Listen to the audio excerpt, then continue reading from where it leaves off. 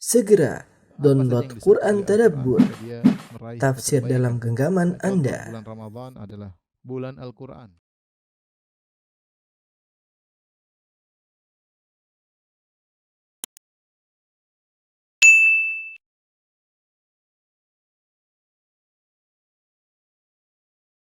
Bismillahirrahmanirrahim. Assalamualaikum warahmatullahi wabarakatuh. Alhamdulillahirrahmanirrahim. Syukurlah kepada taufiqih yang fidani. Asyhadu an la ilaha illallah wahdahu la syarika lahu ta'zima li sya'ni wa asyhadu anna Muhammadan abduhu wa rasuluhu la ilaha illallah. Allahumma shalli alaihi wa ala alihi wa ashabihi ajma'in. Hadirin yang berbahagia, teman-teman, para jemaah masjid Al-Ikhlas Kubima yang dirahmati Allah Subhanahu wa taala. Kita lanjutkan bacaan kita dari kitab Kasyfus Syubhat karya Syekh Muhammad bin Abdul Wahhab rahimahullah taala.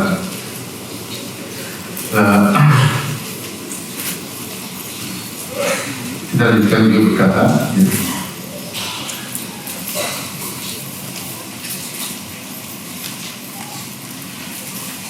bayan anna tauhid al-ibadah wa ma'na la ilaha illallah.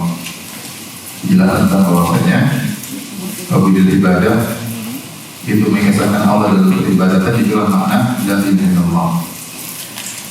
Beliau berkata, wa hadza tauhid huwa makna qaulika la ilaha illallah. Dan tauhid ini itu hanya Allah yang berhak untuk disembah, diibadahi, itulah makna dari perkataan la ilaha illallah. فإن الإله عندهم هو الذي يقصد لأجله هذه الأمور سواء كان ملكا أو نبيا أو وليا أو شجرة أو قبرا أو جنيا. Dan ilah sesembahan di sisi mereka adalah yang ditujukan kepadanya untuk perkara-perkara ini, maksudnya untuk doa, nazar, itu yang disebut dengan ilah, yang diserahkan ibadah pada mereka. Ya. Apakah ilah tersebut adalah malaikat, ataukah nabi, ataukah wali, ataukah pohon, ataukah kuburan, ataukah jin? La yuridu anna ilah huwal qadirur raziq wal mudabbir. Orang kafir Quraisy dahulu ketika mereka memahami al-ilah, mereka tidak memahami al-ilah adalah sang pencipta, sang pemberi rezeki, sang pengatur. Fa innahum ya'lamuna anna dzalika lillahi wahdah, karena mereka tahu bahwasanya penciptaan, pemberi masalah rezeki, masalah pengaturan hanyalah milik Allah semata. Kama qaddamtu laka, sebagaimana telah aku jelaskan kepada engkau. Wa inna ma ya'nuna bil ilahi ma ya'nil musyrikuna fi zamanina bi lafzi sayyid. Yang dipahami oleh kaum musyrikin di zaman Nabi sallallahu alaihi wasallam dengan al-ilah itu sebagaimana yang dipahami oleh orang-orang musyrikin zaman kita ini dengan lafal sayyid. Maksudnya apa? Kata Syekh Abdul Wahhab, di zaman beliau banyak orang yang pergi ke kuburan-kuburan minta tolong kepada roh-roh, kepada mayat-mayat, kepada orang-orang soleh yang mereka panggil dengan sayyid, seperti Sayyid al-Badawi, ya, Sayyid al-Badawi. Mereka panggil sayyid karena ditujukan kepada sayyid tersebut doa, ya. Sebagian mereka pergi bernazar, sebagian mereka menyembelih hewan di kuburan orang soleh, ya. Fata'ahumun Nabi sallallahu alaihi wasallam yad'uuhum ila kalimat tauhid wa hiya la ilaha. Maka Nabi pun mendatangi kaum musyrikin Arab dan Nabi menyuruh mereka kepada kalimat tauhid, yaitu la ilaha illallah. Wal muradu min hadhil kalimah ma'naha la mujarrada lafdhiha. Dan yang dimaksud dengan kalimat ini adalah maknanya bukan sekedar mengucapkan saja. Wal kuffarul juhal ya'lamuna anna muradan Nabi sallallahu alaihi wasallam bihadhil kalimah huwa ifradullah ta'ala bitta'alluqi bihi. Dan orang-orang kafir yang bodoh di zaman Nabi sallallahu alaihi wasallam, mereka mengetahui bahwasanya yang dimaksud oleh Nabi sallallahu alaihi wasallam dengan la ilaha illallah yaitu mengesahkan Allah dalam keterikatan kepada Allah Subhanahu wa taala, yaitu hanya beribadah kepada Allah. Wal kufru bima yu'badu min dunih. Dan mereka paham Rasulullah SAW minta kepada mereka untuk kufur kepada sesembahan-sembahan selain Allah. Wal bara'atu minhu, dan berlepas diri dari sembahan-sembahan selain Allah. Fa innahu lamma qala lahum, tatkala Nabi berkata kepada kaum musyrikin Arab, la ilaha illallah, qulu la ilaha illallah, ucapkan la ilaha illallah. Qalu aj'alal alihata ilahan wahida. Mereka berkata, apakah Muhammad ingin menjadikan sembahan-sembahan yang banyak ini menjadi satu sembahan saja? In hadza la syai'un ujab, ini suatu perkara yang menakjubkan. Jadi Syekh Abdul Wahab ingin menjelaskan bahwasanya makna la ilaha illallah dipahami oleh kaum musyrikin Arab bahwasanya maknanya tidak ada yang berhak disembah kecuali apa? Allah. Bukan maknanya tidak ada pencipta, tidak pengatur, tidak pemberi rezeki. Ya, dan mereka tahu ketika Nabi sallallahu alaihi wasallam mengatakan ucapkanlah la ilaha illallah, konsekuensinya adalah hanya beribadah kepada Allah dan berlepas diri dari sembahan-sembahan selain Allah Subhanahu wa taala. Bukan maknanya yakinilah pencipta hanya satu, pengatur hanya satu, tidak. Nabi minta mereka untuk tidak beribadah kecuali kepada Allah Subhanahu wa taala. Makanya ketika Nabi berkata, "Qulu la ilaha illallah," ucapkan la ilaha illallah, mereka protes, mereka berkata, "Aja'alal alihata ilaha wahida. In hadza la syai'un ujab." Apakah Muhammad ingin sembahan kami yang banyak mau dijadikan satu saja? Ini perkara yang menakjubkan. Kemudian Syekh Muhammad Abdullah berkata, "Fa idza arafta anna juhalal kuffar ya'rifuna dzalik, fal ajabu mimman yadda'il islam wa huwa la ya'rifu min tafsir hadhil kalimah ma arafahu juhalul kuffar." Jika engkau tahu bahwasanya orang-orang kafir yang bodoh di zaman Nabi sallallahu alaihi wasallam mereka memahami makna la ilaha illallah, maka sungguh menakjubkan, mengherankan ada orang di zaman sekarang yang mengaku Islam tapi dia tidak tahu tafsir dari la ilaha illallah yang telah diketahui oleh orang kafir yang jahil, yang bodoh di zaman Nabi sallallahu alaihi wasallam. Bal yadhunnu anna dzalika huwa talaffuz bi hurufiha min ghairi i'tiqadil qalbi li syai'in minal ma'ani. Bahkan sebagian mereka menyangka la ilaha illallah hanya diucapin aja, la ilaha illallah, la ilallah, yang penting diucapkan, tidak dipahami maknanya. Wal hadhiku minhum yadhunnu anna ma'naha la yakhluqu wa la yarzuqu illallah wa la yudabbirul amra illallah. Dan yang pintar di antara orang-orang yang ngaku-ngaku Islam tersebut menyangka bahwasanya la ilaha illallah maknanya adalah tidak ada pencipta kecuali Allah, tidak ada pengatur alam semesta kecuali Allah. Fala khaira fi rajulin juhalul kuffari a'lamu minhu bi makna la ilaha illallah. Maka tidak ada kebaikan bagi seorang yang orang-orang bodoh, orang-orang kafir yang bodoh di zaman Nabi sallallahu alaihi wasallam lebih tahu makna la ilaha illallah daripada dia. Ini ucapan agak keras dikit ya. Kata Syekh Abdul Wahab, percuma ada orang yang ngerti makna la ilaha illallah. Orang-orang kafir di zaman Nabi yang bodoh-bodoh saja ngerti la ilaha illallah artinya tidak ada sembahan yang berhak disembah kecuali Allah Subhanahu wa taala. Tapi ini sebenarnya pembahasan panjang, tapi saya ingin ringkasin ya. Jangan perhatikan ya. Intinya ikhwan dan akhwat yang rahmati Allah Subhanahu wa taala, ada hal yang disepakati bahwasanya mengucapkan la ilaha illallah tidak bermanfaat kecuali kalau dipahami maknanya. Di antaranya kalau ada seorang kafir mengucapkan la ilaha illallah, menukil orang Islam tu bilang la ilaha illallah, apakah dia otomatis menjadi muslim? Tidak, karena dia cuma menukil apa? La ilaha illallah. Dia tidak meyakini, dia hanya menukil saja. Demikian juga kalau ada orang gila mengucapkan la ilaha illallah, apakah dia menjadi seorang muslim? Jawabannya tidak, karena dia tidak mengerti apa maknanya dan tidak meyakininya. Demikian juga kalau ada seorang mengucapkan la ilaha illallah tapi dia ternyata menyembah berhala, dia meyakini bahwasanya berhala-berhala tersebut memberi manfaat baginya, ya, maka tidak bermanfaat la ilaha illallah. Dan ini dinukil oleh Ibnu Hajar dalam Fathul Bari jilid 13 halaman 359. Beliau nukir dari Al-Halimi dalam kitabnya Al-Minhaj fi Syu'abil Iman bahwasanya percuma kalau ada orang mengucapkan la ilaha illallah tapi dia sendiri beribadah kepada berhala-berhala, maka la ilaha illallah tersebut tidak bermanfaat. Dan kita tahu bahwasanya la ilaha illallah hanya bermanfaat kalau memenuhi persyaratannya. Di antara persyaratan paling utama adalah memahami makna la ilaha illallah. Di antara syarat paling utama adalah memahami makna la ilaha illallah. Perhatikan di mana tuh? Di TV. Ya, lihat. Saya sebutkan beberapa dalil. Ada 1, 2, 3 ya. 4 ya. 5, 6. Lihat. Perhatikan di antara dalil bahwasanya kalau orang hanya bermanfaat baginya kalau dia paham makna la ilaha illallah adalah firman Allah, fa'lam annahu la ilaha illallah dalam surat Muhammad ayat 19. Fa'lam, ilmuilah bahwasanya tidak ada yang berhak disembah kecuali Allah Subhanahu wa taala. Ilmuilah la ilaha illallah. Berarti la ilaha illallah harus diilmui, bukan hanya sekedar diucapkan. Ini dalil bahwasanya harus dipahami maknanya, apa maknanya. Ya, dan dijelaskan oleh Ibnu Jarir At-Tabari dalam tafsirnya, maksudnya tidak ada yang disembah kecuali Allah Subhanahu wa taala. Ya. Kemudian juga dalam surat Az-Zukhruf ayat 87 kata Allah, wala yamliku alladziina yad'uuna min dunihi asy-syafaa'a illa man syahida bil haqqi wa hum ya'lamun.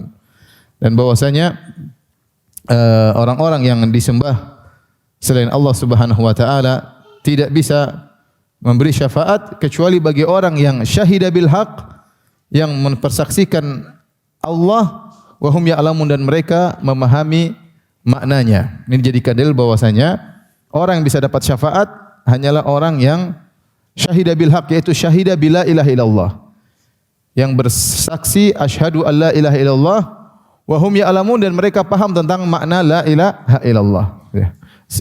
Tidak dikatakan orang bersaksi kecuali paham. Kita mengucapkan asyhadu alla ilaha illallah, aku bersaksi la ilaha illallah. Lah kalau kamu tidak paham la ilaha illallah, apa yang mau kamu persaksikan? Sangat logis bahwasanya persaksian melazimkan pengetahuan tentang apa yang disaksikannya. Saya bersaksi, saya bersaksi la ilaha illallah, berarti saya harus paham tentang makna la ilaha illallah.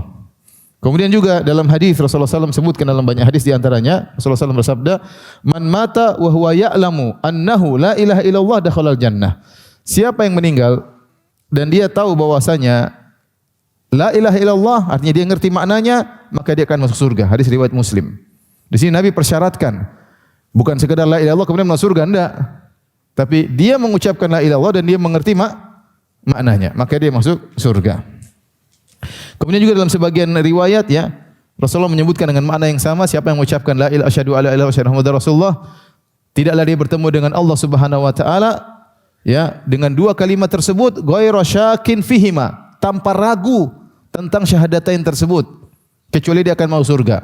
Ghairu syakin fihima, dia tidak ragu dengan syahadatain tersebut. Nah, kalau dia tidak ragu berarti dia harus paham apa?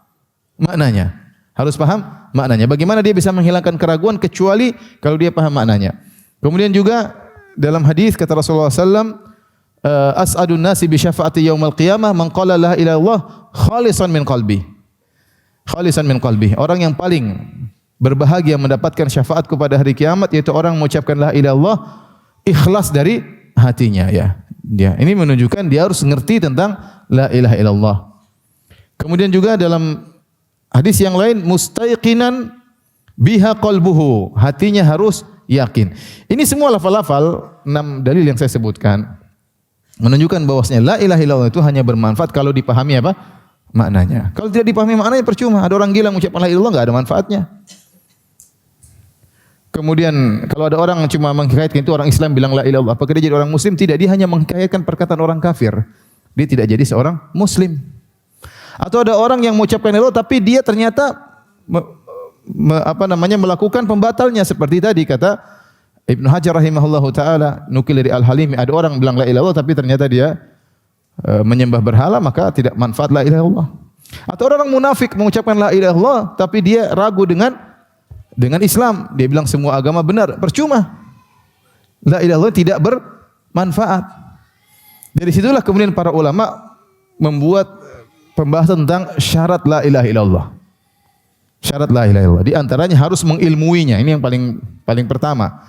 Mengerti tentang makna la ilaha illallah.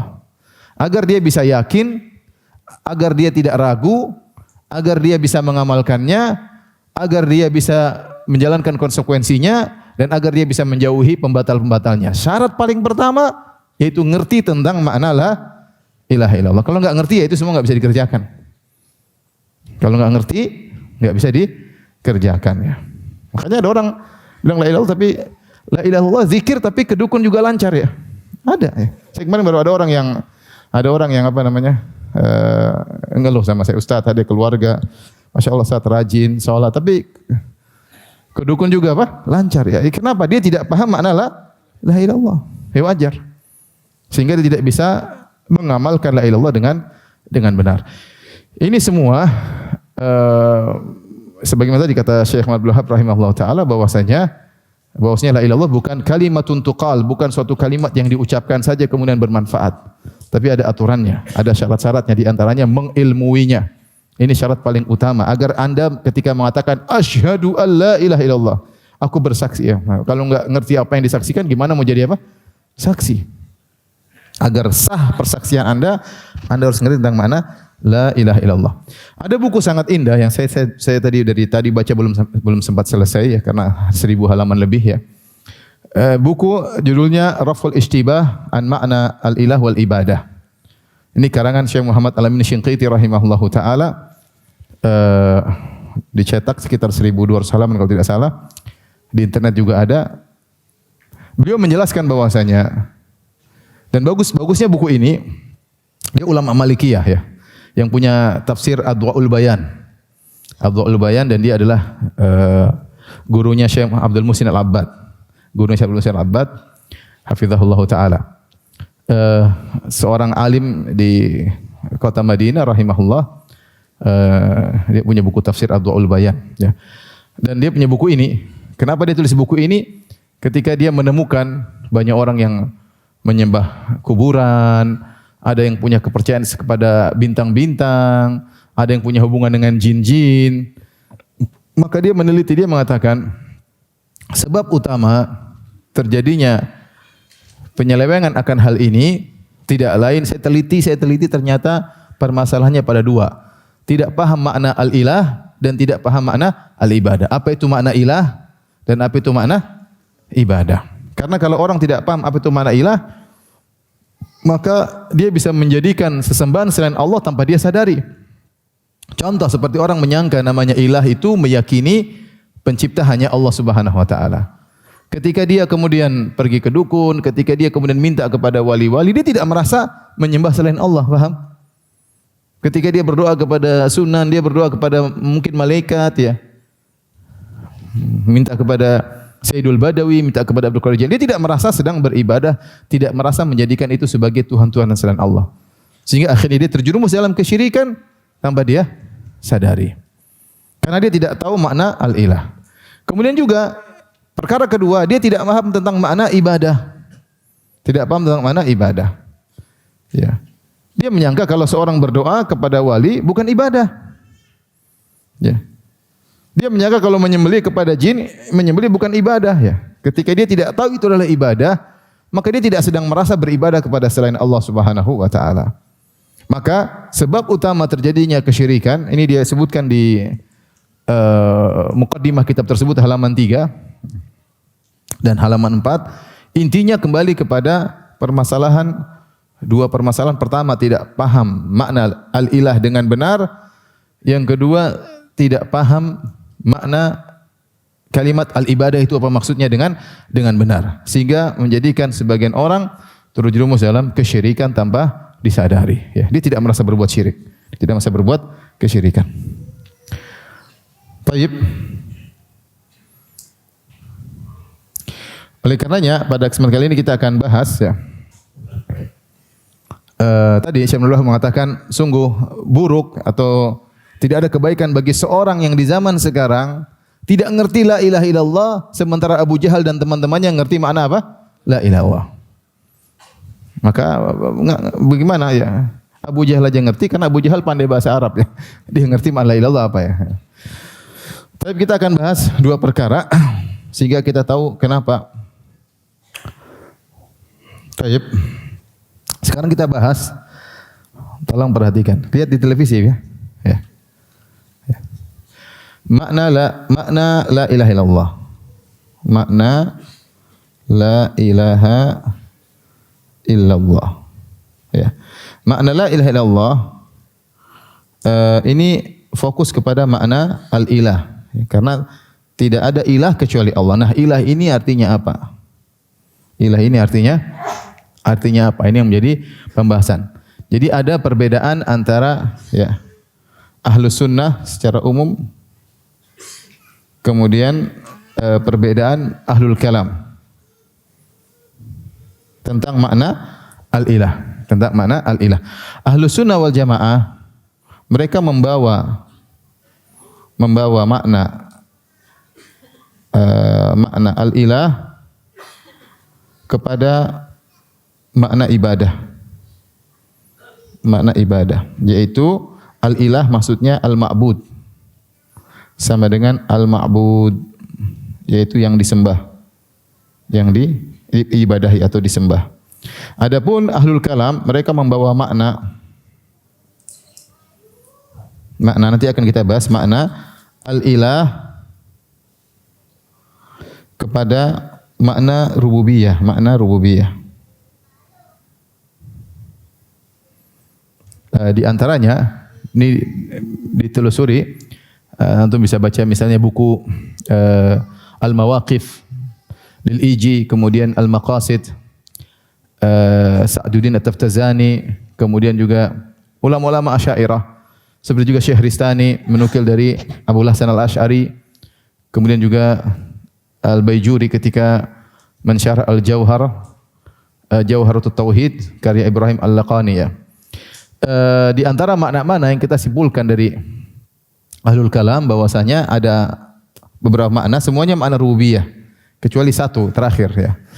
Yang pertama, al-ilah maksudnya adalah al-qadir alal ikhtira. Al-qadir alal ikhtira. Artinya yang maha, yang mampu mencipta. Ini makna pertama. Ini dinukil oleh Asy-Syahristani dari Abu Hasan Al-Asy'ari rahimahumullahu ta'ala jami'an ya. Kemudian makna kedua, al-ilah adalah wajibul wujud. Itu yang wujudnya wajib. Yang wujudnya itu harus ada. Wajib ada. Ini sebagian ulama Asy'ariyah mengikuti perkataan falasifah. Karena al-falasifah, orang-orang Yunani, mereka mengatakan semua wujud yang ada di alam semesta ini hanyalah mumkinul wujud, yaitu mungkin ada, mungkin tidak ada, tapi semuanya kembali kepada wajibul wujud, yang wujudnya harus ada sebagai titik awal atas segala wujud yang ada, yang mereka sebut dengan al-ilatul ula. Al-ilatul sebab pertama, atau disebut dengan kausa prima. Karena ada hukum kausalitas, ya, sebab dan akibat. Ini pembahasannya panjang tentang pendapat falasifah. Tapi sebagian ulama Asy'ariyah membawa makna al-ilah adalah wajibul wujud, yaitu yang wajib wujudnya. Adapun kita manusia ini mungkin wujudnya, ada enggak ada masalah. Tapi kalau yang wajib wujud sebab pertama enggak ada, maka tidak ada alam semesta. Tidak ada alam semesta. Maka semua wujud ini harus kembali kepada yang ada wujudnya sendiri tanpa didahului dengan ketiadaan. Itu disebut dengan wajibul wujud. Wujud ada dua, ada wajibul wujud, ada mumkinul wujud. Yang wajib wujudnya ada, harus ada, dan yang mungkin wujudnya itu tidak ada atau ada enggak ada masalah. Paham atau tidak?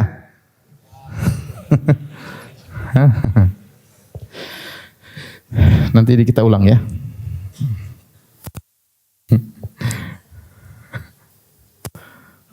Baik, berikutnya saya kemarin ada apa namanya daurah dengan para dai. Intinya saya bahas tentang filsafat, pendapat ini sampai pendapat Aristoteles, Plato, kemudian Socrates, kemudian Plotinus, apa beda-bedanya. Saking rumitnya mereka berkata, "Ustadz, ini belajar ini dapat pahala enggak?" katanya. Saya bilang ya, mudah-mudahan. Tapi inilah kita harus tahu istilah-istilah mereka. Tapi yang berikutnya mereka maknakan al-ilah al-mustaghni an ghairi au amma siwa an ghairihi wal muftaqir ilaihi ma siwa.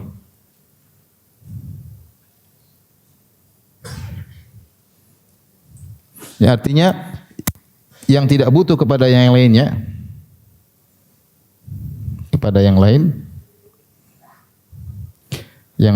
dan yang lain butuh kepadanya.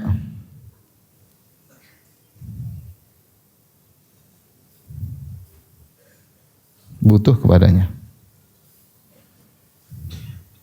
Itulah al-ilah, maknanya al-ilah.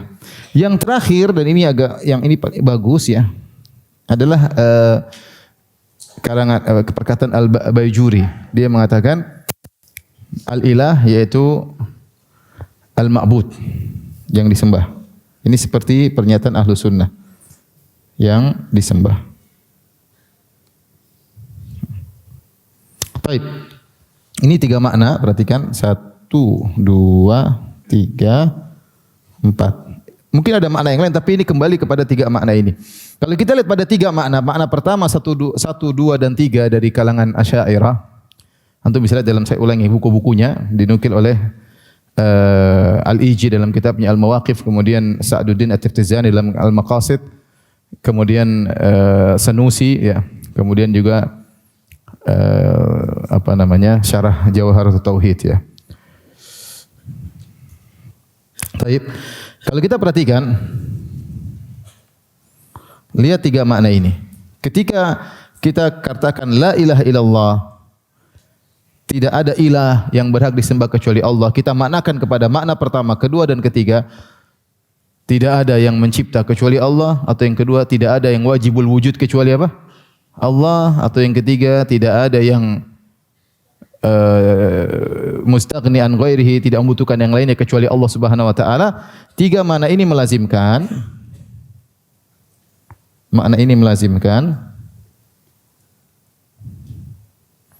syirik itu hanya terbatas pada rububiyah. Hanya terbatas pada makna rububiyah. Artinya kalau seseorang meyakini hanya Allah yang mencipta, maka dia tidak syirik, paham? Kalau dia meyakini hanya Allah yang azali, yang wajibul wujud, yang kausa prima, maka dia tidak syirik. Selama dia meyakini bahwasanya yang tidak butuh kepada yang lainnya hanya Allah, adapun selain Allah semua butuh kepada Allah, maka tidak syirik. Dan ini yang kemudian diteruskan oleh sebagian ahlul kalam yang kemudian seperti kita singgung kemarin, yang mengatakan silakan, nanti kita nukilkan perkataan mereka. Silakan minta kepada Abdul Qadir Jailani, silakan minta doa kepada Sayyidul Badawi, yang penting jangan meyakini bahwasanya Sayyidul Badawi ikut menciptakan. Selama tidak ada keyakinan bahwasanya apa yang kau sembah itu bisa mencipta, maka kau tidak apa? Syirik. Dan itu silakan kau menyembelih di kuburan, silakan kau menyembelih untuk jin, selama kau tidak meyakini jin tersebut ikut mencipta, maka kau tidak apa? Syirik. Repot. Ini kelazimannya agak repot. Ya. Ya. Silakan kau bernazar di kuburan, datang kepada seorang sunan, ya sunan, kalau saya lulus saya akan berjalan sekian kilo. Dan saya pernah dapati seorang gitu, dia bilang dulu dia pernah bernazar, tapi kemudian tidak menjalankannya, ya. Dia pergi ke kuburan sunan, kalau tidak salah dia bilang, kalau saya lulus saya akan jalan untuk akan apa gitu. Ini bernazar kepada sunan, ya. Ini tidak boleh. Nazar hanya untuk Allah Subhanahu wa taala.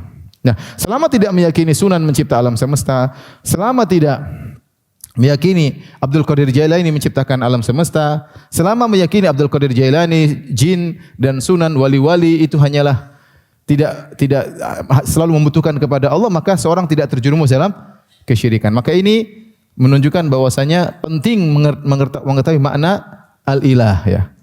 Mana al-ilah? Karena ini terkait dengan syirik atau tidak. Syirik atau. Nanti kita insyaallah akan nukilkan perkataan mereka, ya. Atau kita nukilkan sekarang, ya.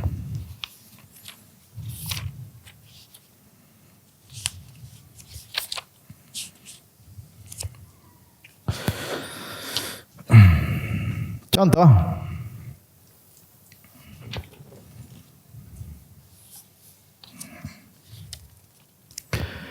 seperti perkataan Ahmad Zaini Dahlan. Dia mengatakan tentang membela orang yang menyuruh kepada Nabi, misalnya, ya Rasulullah, ini tolong aku, apa ini bukan syirik, enggak ada masalah. Selama tidak meyakini Rasulullah ikut apa? Mencipta. Ya. Innaman nida alladhi yakunu ibadah huwa nidaun man ya'taqidu ulahiyatahu wa istihqaqahu lil ibadah fayarghabuna ilaihi wa yakhda'una baina yadayhi. Hanya dikatakan seruan itu adalah ibadah jika meyakini tentang uluhiyahnya, maksudnya rububiyahnya. Karena dia maknakan uluhiyah dengan rububiyah. Dia makna al-ilah maksudnya ar-rabb. Meyakini artinya Nabi ikut mencipta, ikut mengatur alam semesta, ikut memberi mudarat dan manfaat secara langsung, ya.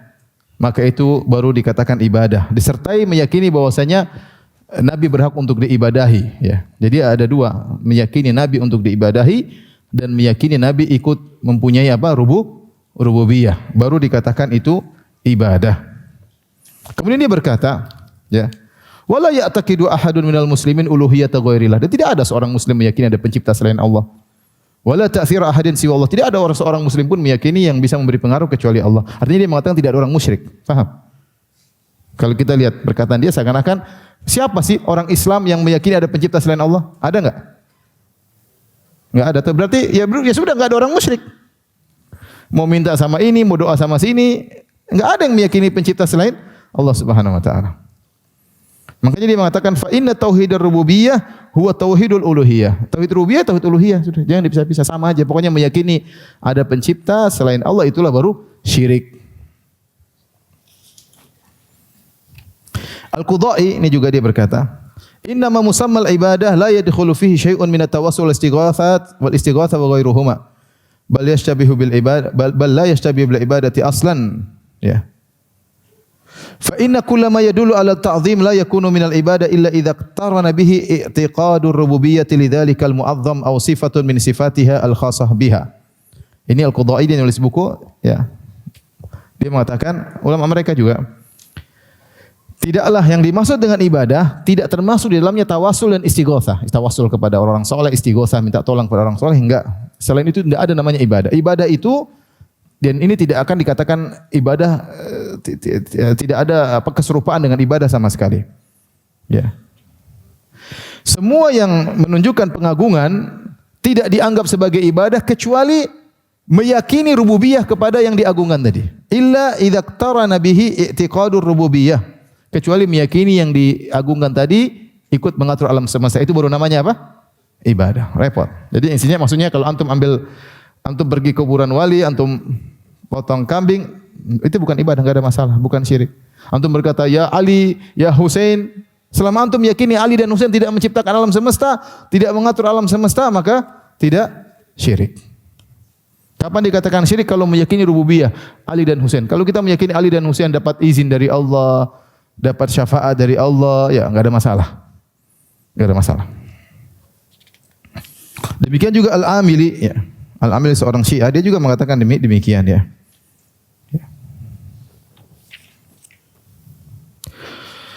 La haula wa quwwata illa billah. Dan banyak ya ucapan-ucapan mereka, intinya mereka mengatakan ini semua bukan kesyirikan. Bahkan yang lebih parah ya.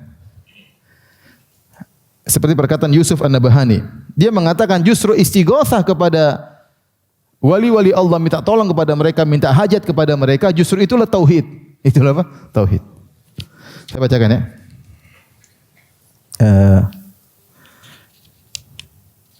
Wa huwa subhanahu qad ittakhadhahum wa la siyamal mursalin minhum wasa'ita baina wa baina khalqi. Allah Subhanahu wa taala telah menjadikan orang-orang saleh, terutama para rasul, perantara antara Allah dan makhluknya, fi tablighi syara'ihi, dalam menyampaikan risalah. Ini kita sepakat.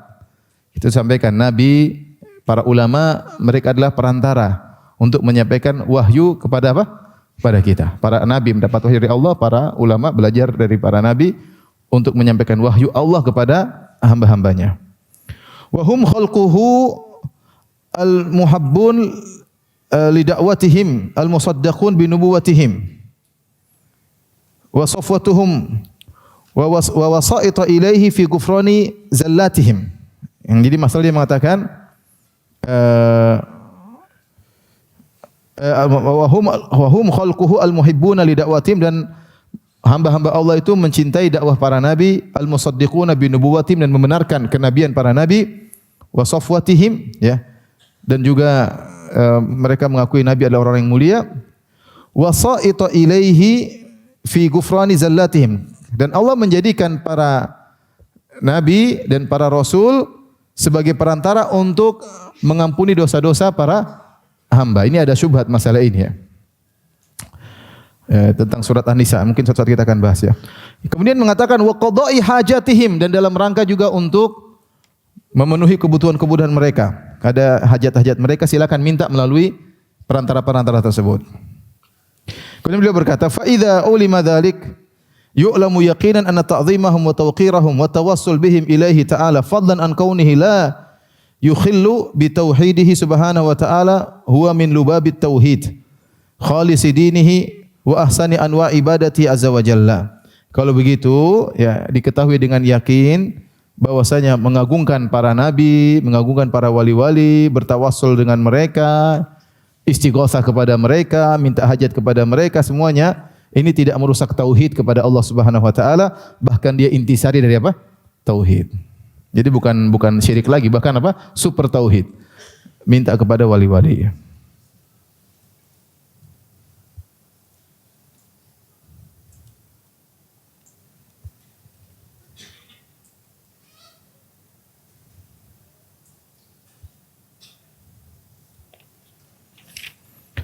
Baik, kemudian ada yang berkata, Al-Amili, ini orang Syiah, dia mengatakan, berdoa dan istighatsah kepada selain Allah ada 3 model.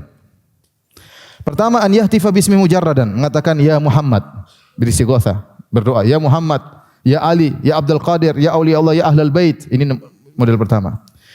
Yang kedua, model kedua berkata ya fulan kun syafi'i Allah, jadilah engkau sebagai pemberi syafaatku kepada Allah fi qada'i hajati, agar Allah memenuhi kebutuhanku. Ya, atau berdoalah kepada Allah agar memenuhi kebutuhanku. Ini model kedua. Yang ketiga, an yaqul, berkata ya fulan iqdhi daini, berkata wahai wali fulan, lunasilah hutangku. Ishfi maridhi, ya fulan wali fulan, ya sunan fulan, sembuhkanlah orang sakit, ya, anakku yang sakit, istriku yang sakit. Unsurni ala aduwi, atau ya fulan tolonglah aku untuk melawan musuh-musuhku, dan yang selainnya. Walaysa fi syai'in min hadhil wujuh thalatha mani'un wala mahdhur fadlan amma yujibul isyrak wa takfir. Ini semua boleh. Enggak ada masalah. Tidak ada larangan. Apalagi mau dibilang syirik, ini boleh ya. Ya, selama ya lil ilmi bihalil muslim wal muwahhid al mu'taqid anna man ada Allah taala la yamliku nafsi wala ghairi naf'an wala dharran. Karena semua orang muslim sadar bahwasanya tidak ada yang menguasai pengaturan alam semesta kecuali Allah Subhanahu wa taala. Semua ini hanya perantara. Jadi kalau seorang datang di depan kuburan Nabi, ya Muhammad sembuhkanlah anakku, enggak apa-apa. Atau di pesawat, ya Ali, ya Ali, ya Husain, tolonglah aku. Enggak ada masalah ya. Repot ya. Ya Abdul Qadir Jailani, enggak ada masalah. Semuanya tidak ada yang namanya syirik. Karena selama meyakini tidak ada pencipta selain Allah, seorang tidak akan terjerumus dalam apa? Kesyirikan. Selesai. Tidak ada yang mengatur alam semesta kecuali Allah, maka tidak orang terjerumus dalam kesyirikan. Maka dari situ kita Ahlus Sunnah wal Jamaah membagi kesyirikan. Ada kesyirikan dalam rububiyah, ada kesyirikan dalam apa? Uluhiyah. Karena ibadah tidak boleh hanya kepada Allah. Justru hubungan kita paling utama dengan Tuhan adalah ibadah. Wa ma khalaqtul jinna wal insa illa liya'budun. Tidak aku ciptakan jin manusia kecuali untuk beribadah. Baik. Sekarang kita lihat makna ilah versi Ahlus Sunnah. Al-ilah versi Ahlus Sunnah wal Jamaah ditinjau dari beberapa sisi ya, dari beberapa sisi. Ya, saya sampaikan aja sisinya. Dari sisi bahasa, kemudian yang kedua tafsir para salaf, kemudian yang ketiga perkataan para ahli tafsir,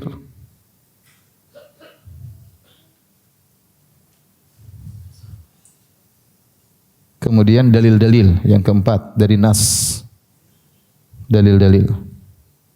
Ini empat sisi yang menunjukkan makna al-ilah adalah al-ma'bud. Makna al-ilah adalah al-ma'bud.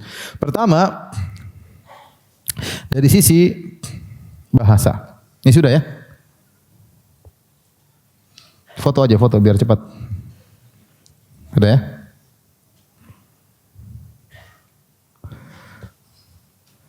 Pertama, makna al-ilah dari sisi bahasa. Makna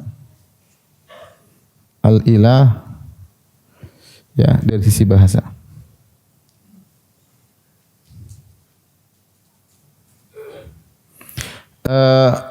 Kita melihat kepada kamus-kamus yang ditulis oleh para ahli bahasa.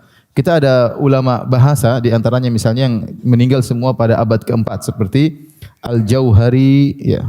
Kemudian ada juga Al-Azhari, kemudian ada juga Ibnu Faris, ya. Ini 3 ulama yang mereka wafat di sekitar abad keempat, ya. Seperti Al-Jauhari wafat pada 393 Hijriyah. Jadi ulama dahulu yang mereka tentu pakar bahasa. Al-Azhari 370 Hijriyah ya. Demikian juga Ibnu Faris ya. Juga wafat 395 Hijriah. Ketiga ulama ini dalam buku-buku mereka ya menyatakan bahwasanya al-ilah artinya al-ma'bud ya. Seperti Al-Juhri dalam kitabnya As-Shahah atau As-Sihah, dia mengatakan alaha ilahatan ay abada ibadatan. Dia mengatakan aliha ilaha ilahatan maknanya abada ibadatan. Kemudian juga Ibnu Faris juga mengatakan alaha wa huwa at-ta'abbud. Jadi alaha maknanya wa ta'abbud fal ilah Allah Ta'ala sumiya bidzalika li'annahu ma'bud. Al ilah kata Ibnu Faris Allah sama dengan al ma'bud. Demikian juga Al Azhari ya mengatakan juga demikian ya. Baik. Jadi secara bahasa al-ilah, perhatikan al-ilah ini wazannya fi'al ya. Fi'alun ya. Ilahun wazannya fi'alun. Tapi maknanya maf'ulun. Maf'ulun ya. Contohnya misalnya kitabun maknanya maktubun. Kitab tapi maknanya yang ditulis. Contohnya firashun maknanya mafrushun. Ini contoh ya. Ilah bermakna fi'al bermakna maf'ul. Kalau begitu al-ilah maknanya al-ma'luh. Al-ma'luh. Oleh karena maknanya adalah al-ma'bud. Karena aliha ya'lahu artinya abada ya'budu. Al-ma'luh artinya al-ma'bud, yang diibadahi. Yang diibadahi. Sehingga makna la ilaha illallah yaitu la ma'buda sama dengan maknanya adalah la ma'buda illallah, tidak ada yang berhak disembah kecuali siapa? Allah. Sudah, itu maknanya secara bahasa. Ini bukan perkataan Ibnu Taimiyah, bukan perkataan Muhammad bin Wahab, ini perkataan para ulama ahli bahasa. Para ulama ahli bahasa. Baik. Yang kedua, bahkan Al-Azhari menukil dari Abul Haytham, lafal Allah sendiri, Allah itu asalnya dari apa? Allah itu asal dari alif lam plus ilah. Kemudian menjadi al-ilahu. Al-ilahu. Jadi alif ini ta'rif. Yang tahu bahasa Arab ya. Li ta'rif ditambah dengan ilah jadi al-ilahu ya. Misalnya baitun sama al jadi al-baitu ya.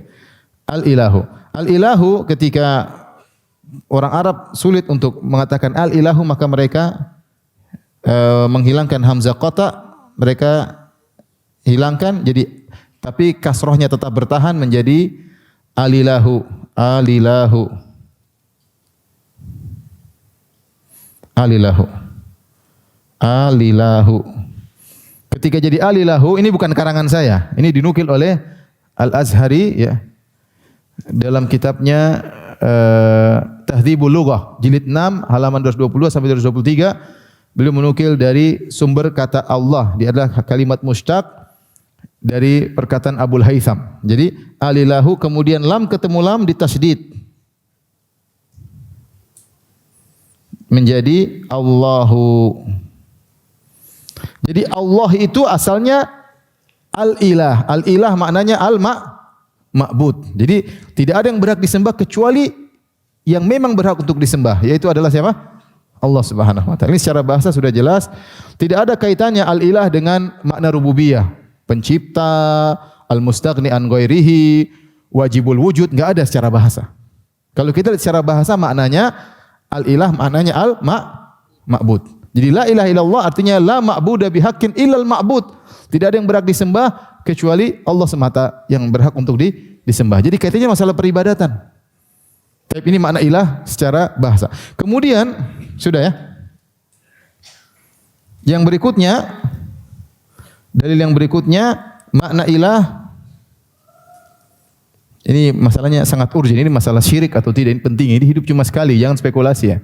Jangan pergi ke dukun, jangan potong enggak syirik. Selama meyakini yang pencipta hanya Allah, kita tidak bakalan musyrik. Sebagaimana perkataan tadi Ahmad Zaini Dahlan. Siapa sih orang muslim yang meyakini ada pencipta selain Allah? Ya memang enggak ada. Kalau gitu enggak ada yang musyrik, enggak ada. Makanya mereka marah, ini Wahabi suka musyrik-musyrikan orang. Ya, kita bilang kalau dia repot, ini dosa paling besar syirik. Lebih besar daripada membunuh orang, lebih besar daripada berzina, lebih besar daripada berdurhaka sama orang tua. Ini masalah surga dan neraka, masalah abadi di surga atau abadi di neraka. Maka kita harus jelas makna syirik itu apa, makna alilah itu apa. Kita bicara secara ilmiah, tidak pakai perkataan Ibnu Taimiyah, tidak pakai perkataan Muhammad bin Abdul Wahab. Kita pakai secara bahasa. Ya, kamus mengatakan demikian. Makna ilah menurut para ahli tafsir, para sahabat dan tabi'in. Ibnu Jarir At-Tabari menukil perkataan dari Ibnu Abbas ya. Ibnu Abbas berkata, lihat perkataan Ibnu Abbas. Allahu dzul uluhiyah wal ma'budiyah al khalqi ajmain. Wih, cepat sekali ya. Allah adalah pemilik uluhiyah dan yang berhak untuk diibadih. Al-ma'budiyah yang berhak disembah. Lihat, perhatikan sini. Dimaknakan kepada ma'budiyah. Wajib bagi seluruh makhluknya. Ini perkataan Ibnu Abbas. Ya. Kemudian juga ketika Ibnu Abbas menafsirkan firman Allah, wa yadharaka wa alihatak, dalam sebagian qiraah dalam surat Al-A'raf, wa yadharaka wa ilahatak, yaitu Ibnu Abbas mengatakan wa yadharaka wa ibadatak. Jadi ilahatak diartikan apa? Ibadatak. Musa meninggalkan engkau dan meninggalkan peribadatan kepada engkau wahai Fir'aun. Dan ini juga tafsir Qatadah. Wa yadharaka wa ilahatak ay wa dharaka, meninggalkanmu dan meninggalkan peribadatan kepadamu. Jadi Ibnu Abbas demikian juga Qatadah ya menafsirkan al-ilaha dengan al-ibadah.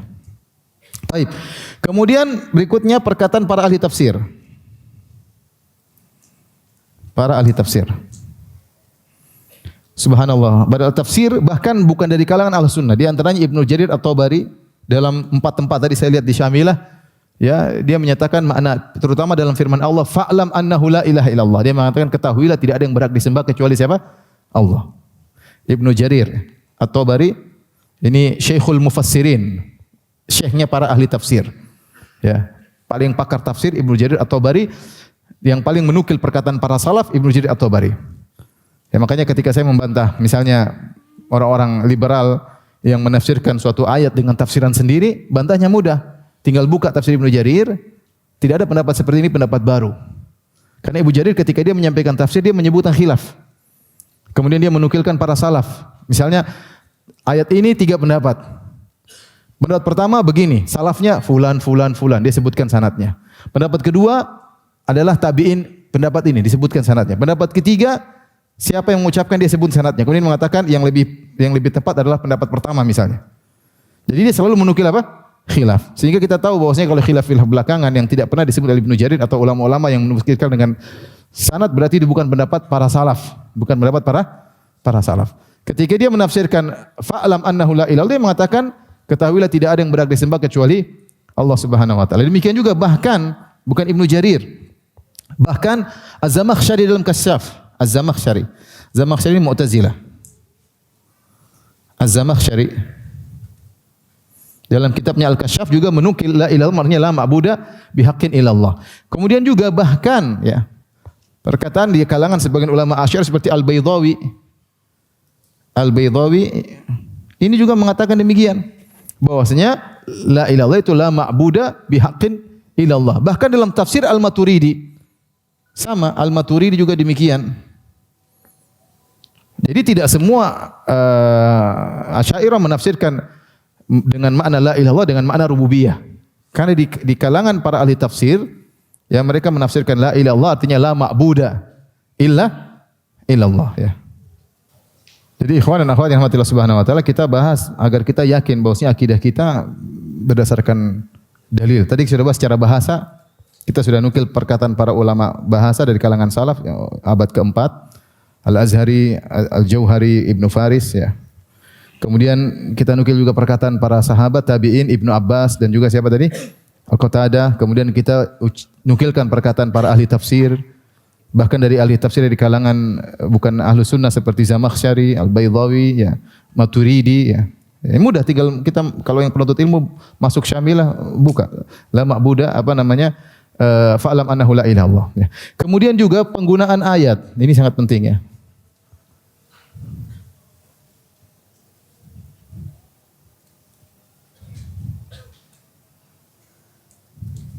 Yaitu penggunaan lafal ilah, al-ilah dalam nas-nas Al-Quran dan hadis ya. Contoh seperti dalam surat Az-Zukhruf ya. Ayat 87 kalau enggak salah ya. Iya. Ayat 84, Az-Zukhruf ayat 84. Surat ke-89 ayat ke-84. Kata Allah Subhanahu wa taala, wa huwallahu ya fis samai ilahun wa huwalladzi fis samai ilahun wa fil ardi ilah. Baik. Buka perkataan para ahli tafsir. Dan dialah yang di langit ilah, yaitu yang disembah. Yang di langit ma'bud, disembah di langit. Ilah di sini maknanya ma'bud. Dialah Allah yang disembah di langit, disembah oleh para malaikat. Wa fil ardi ilah, dan juga di bumi disembah oleh manusia. Jadi ilah di sini artinya ma'bud. Silakan buka tafsir Ibnu Jarir At-Tabari, dia nukil perkataan para salaf. Dan kalau kita artikan dialah di langit mencipta dan di bumi mencipta, enggak nyambung ya. Enggak nyambung. Ilah di sini maksudnya ma'bud. Ini ijma' para ahli tafsir. Ilah maknanya di sini adalah ma'bud. Wa huwallazi fis sama'i ilahun. Dialah Allah yang di langit disembah. Bukan kalian saja penghuni bumi, malaikat juga menyembah Allah. Wa fil ardi ilah, dan di bumi juga disembah. Ya, di bumi juga disembah. Contoh lagi seperti firman Allah Subhanahu wa taala. Perhatikan dalam surat Al-A'raf, wa jawazna bi bani Israil al-bahra fa atau ala qaumin yaqufuna al-asnami lahum qalu ya Musa ja'alana ilahan kama lahum alihah. Allah cerita ketika kami menyelamatkan Bani Israel setelah Fir'aun dan bala tentaranya tenggelam, kami membuat mereka menyeberang Laut Merah. Fa atau ala qaumin yaqufuna al-asnami lahum. Tiba-tiba Bani Israel bersama Nabi Musa, mereka lagi bareng-bareng melihat ada orang-orang yang sedang nongkrong di berhala-berhala. Ketika melihat berhala-berhala tersebut, apa kata perkataan Bani Israel? Qalu ya Musa ij'al lana ilahan kama lahum alihah. Wahai Musa, jadikanlah bagi kami sesembahan sebagaimana mereka punya sesembahan. Sesembahan ini enggak mungkin artinya ya Musa jadikanlah kami pencipta alam semesta sebagaimana berhala-berhala tersebut. Kalau kita artikan ilah dengan pencipta alam semesta, nyambung atau tidak? Enggak nyambung. Bani Israel tahu itu cuma berhala-berhala, bukan pencipta alam semesta. Jadi mereka maksudnya ij'al lana ilahan kama lahum alihah, ya Musa jadikanlah kami sesembahan yang kami bisa nongkrong situ, kami bisa mendekatkan diri kepada Allah sebagaimana mereka punya sembahan. Ilah di situ bukan maknanya pencipta, bukan. Tapi maksudnya ma'bud yang disembah, dan tidak Bani Israel tidak meyakini patung tersebut pencipta alam semesta. Seperti juga dalam surat Toha, ya. Ya. Qalu ketika Samiri membuat patung sapi dari emas yang mereka ambil kemudian dibakar kemudian jadikan patung sapi, mereka berkata hadza ilahukum wa ilahu Musa fanasi. Mereka berkata ini patung sapi ini adalah Tuhannya Musa dan Tuhannya kalian, sesembahan Musa dan sesembahan kalian, namun Musa lupa. Taib, apakah ketika mereka Bani Israel berkata hadza ilahukum wa ilahu Musa, inilah ilahnya kalian dan ilahnya Musa, maksudnya inilah pencipta kalian, pencipta Musa, tentu tidak mungkin karena mereka tahu Samiri yang bikin patung tersebut. Paham maksud saya? Mereka kan lihat Samiri ngumpulin emas mereka, dimasukkan dalam api, dibakar, jadikan Musa. Ketika mereka bilang ini ilah, bukan maknanya secara bahasa ilah ini adalah pencipta. Ini adalah pencipta Musa dan pencipta kalian. Tidak, tapi maksudnya inilah sesembahan Musa dan sembahan apa? Kalian. Cuma Musa lupa, harusnya dia nyembah ini untuk mendekatkan diri kepada Allah dengan menyembah patung tersebut. Maksud saya dalam Al-Quran pun lafal ilah maknanya apa? ma'bud. Karena kalau kita artikan dengan pencipta tidak nyambung. Kalau kita artikan pencipta, pengatur alam semesta enggak nyambung makna ilah tersebut. Ini di antara makna al-ilah menurut Ahlus Sunnah wal Jamaah. Kemudian yang terakhir tentang makna ibadah sekalian ya, waktunya biar nanti enggak habis-habis bukunya ya. Al-ibadah ya. Ibadah, apa sih al-ibadah? Ibadah itu secara bahasa diambil dari az-zul, yaitu kehinaan. Contohnya misalnya tariqun mu'abbad. Itu jalan yang ditundukkan, yang dihinakan. Kalau jalan masih belum bisa dilewati, enggak dibilang tariq ghairu mu'abbad, belum bisa dilewati. Tapi kalau sudah diatur, diratakan, dikatakan tariq mu'abbad, bisa diinjak-injak. Karena sudah dihinakan untuk bisa diinjak. Misalnya abdun, yaitu hamba, hamba yang terhina tunduk kepada majikannya atau yang punya ya. Misalnya ini makna ibadah, kembali kepada makna kehinaan. Kemudian secara syar'i bagus ya, Syekh Muhammad Al-Shinqiti menukil makna ibadah menurut perkataan para ulama. Intinya makna ibadah itu macam ada yang mengatakan at-ta'ah ma'al khudu', ta'ah ma'al khudu', itu ketaatan disertai ketundukan. Kemudian juga maknanya adalah perbuatan fi ghayatiz zul ya. Fi'lun fi ghayatiz zul, fi ghayati az-zul, yaitu perbuatan di puncak kerendahan. Nah, kenapa kita perlu menafsirkan makna ibadah? Karena saya ingin menjelaskan, dan ini ada tafsiran yang lain, tapi maknanya kembali kepada makna kehinaan. Ibadah itu contohnya adalah doa ya. Kemudian apa? Menyembelih ya.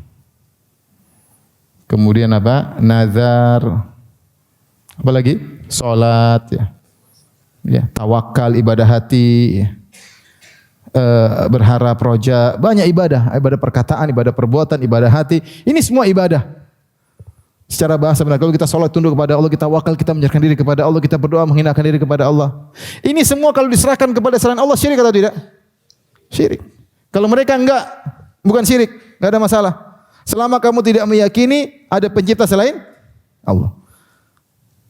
Selama kamu meyakini bahwasanya itu wali-wali telah diberi izin oleh Allah untuk membantu. Mau bilang, ya Ahmad al-Badawi, ya Syekhul Arab, ishfili ibni. Di YouTube ada. Wahai Ahmad al-Badawi, sembuhkanlah anakku. Subhanallah. Kata Nabi Ibrahim, wa idza maritu fahuwa yashfin. Kalau aku sakit, Allah yang menyembuhkan. Kita saja dalam masalah tauhid kita pelajari. Tidak boleh kita menisbahkan kepada sebab. Kalau kita sembuh, kita mengatakan gara-gara dokter saya sembuh. Syirik atau bukan nih? Syirik lafal. Apalagi langsung minta, wahai Ahmad Badawi yang sudah mati. Lalu kita minta kepada dokter, ya mungkin boleh, dia masih hidup. Dan kita pun harus menisbahkan kesembuhan kepada siapa? Allah. Ini orang mati, minta kesembuhan. Dari mana seperti ini? Dia bisa apa? Dia bisa apa ya? Minta ya Ali, ya Husain, sudah bilang Ali bin Abi Thalib, tidak bisa apa-apa. Ali bin Abi Thalib ya. Dia tidak maha mendengar, dia tidak maha mengetahui, dan tidak bisa menyelamatkan. Jadi ini poin yang penting ikhwan, karena di sana ada pemahaman sebagian ahlul bidah, tidak semua tentunya, tapi ini cukup tersebar. Bahwasanya silahkan kamu beribadah kepada, mereka tidak namakan ibadah. Namanya ibadah itu kalau meyakini ada pencipta selain Allah. Kalau kamu minta itu bukan ibadah. Kata dia tadi, kita sebutkan, mau minta, mau tawassul, mau istighosah, selama tidak meyakini itu ikut mencipta, ya, maka tidak dikatakan apa? Syirik. Terus kenapa kamu minta sama Nabi, minta kepada Abdul Qadir? Ya karena dia sudah diizinkan atau diberi izin atau dia akan menyampaikan ya. Kita bilang mana izinnya? Abdul Qadir Jailani diberi izin oleh Allah untuk ngatur laut? Enggak ada. Bahkan yang sudah diizinkan saja kita enggak boleh minta. Contoh malaikat. Malaikat ada diizinkan cabut nyawa orang enggak? Namanya malaikat apa? Maut. Ada malaikat pengatur hujan, namanya Mikail. Malaikat maut, ada yang mengatakan Israel tapi hadisnya dhaif. Yang benar malakul maut. Bolehkah kita berdoa, wahai malaikat Jangan cabut nyawaku sekarang.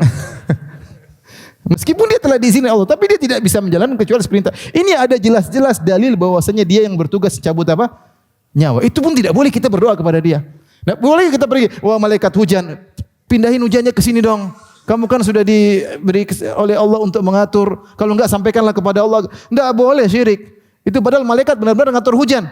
Ada malaikat penjaga gunung, pengatur gunung, enggak boleh. Malaikat gunung itu Merapi jangan enggak boleh. Itu sudah jelas-jelas ada dalil mereka ngatur.